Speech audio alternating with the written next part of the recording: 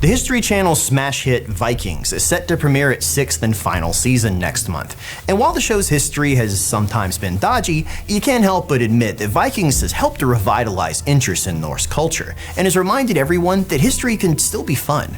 Which is why, when MGM Entertainment, the creators of Vikings, announced a sequel project, a bidding war ensued over who would have the rights to the show. Now, a winner has emerged, with Netflix ordering 24 episodes of Vikings VALHALLA.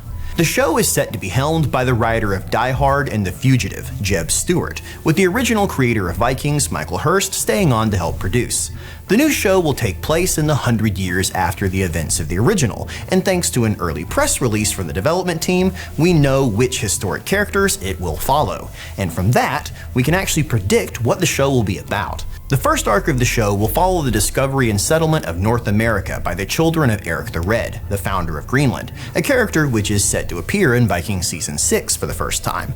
But Vikings VALHALLA will follow his children, Leif Erikson and Freydis, Eric's daughter, who founded the settlement of Vinland and immediately set themselves at odds with the local Native Americans they call the Skraelings. All of this is recorded in the two Vinland sagas and occurs around the year 1000, and Freydis, Eric's daughter, continues the trend from previous works by Michael Hurst of having strong and independent female characters on the screen, as Freydis is remembered as a masculine, strong-willed woman who would defy the odds of her society. Between blood feuds and political turmoil, as well as the threat of outside attacks from an unknown enemy, this setting offers a stage for a very different view on Norse society at the edge of the world. The next arc revealed for Vikings VALHALLA is equally interesting, and follows Harold Hardrada and William the Bastard, better known now as the Conqueror. But including them in the first season is something of a head-scratcher for me, as it jumps past a major event in Viking history, the North Sea Empire of Canute the Great.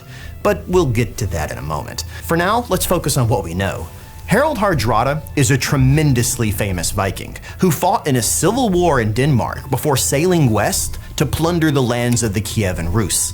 Traveling across Europe in search of adventure, he found himself in the Mediterranean as the captain of the Varangian Guard in service to the Byzantine emperors of Constantinople. Amassing himself a vast fortune as a mercenary, Hardrada returns home to claim the crown of Norway himself, and eventually sets out on expedition to claim England as well in 1066, which puts him in direct conflict with the fourth announced character, William the Bastard, Duke of Normandy. Watchers of the Vikings TV show will recognize Normandy as the lands founded by Rollo, and William is a direct descendant of Rollo.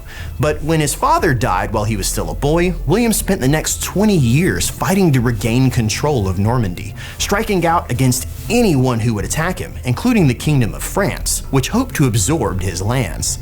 Finally, the master of his own domain, William pointed his formidable mounted cavalry north across the English Channel and set out on a conquest of England. But the story of 1066 involves hugely influential characters in both English and Norse society.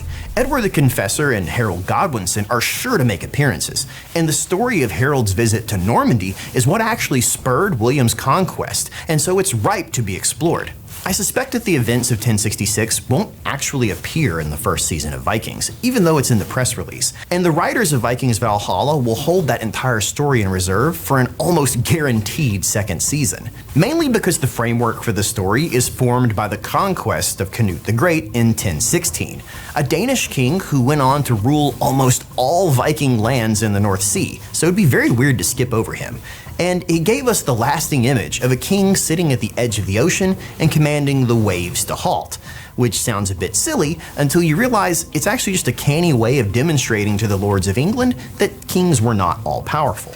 The succession crisis that follows his death actually leads to the expulsion of Edward the Confessor to Normandy, which sets up William's claim to the throne. In case you haven't picked up on it, there's a lot going on between 1000 and 1066, and given the typical pacing of the Vikings TV show, I really doubt 24 episodes is enough to cover it all. And the deaths of Harold Hardrada and William's conquest of England really mark the end of the Viking Age, so it seems fair to believe that Netflix will milk their new hit show for all it's worth, and give us a bit more.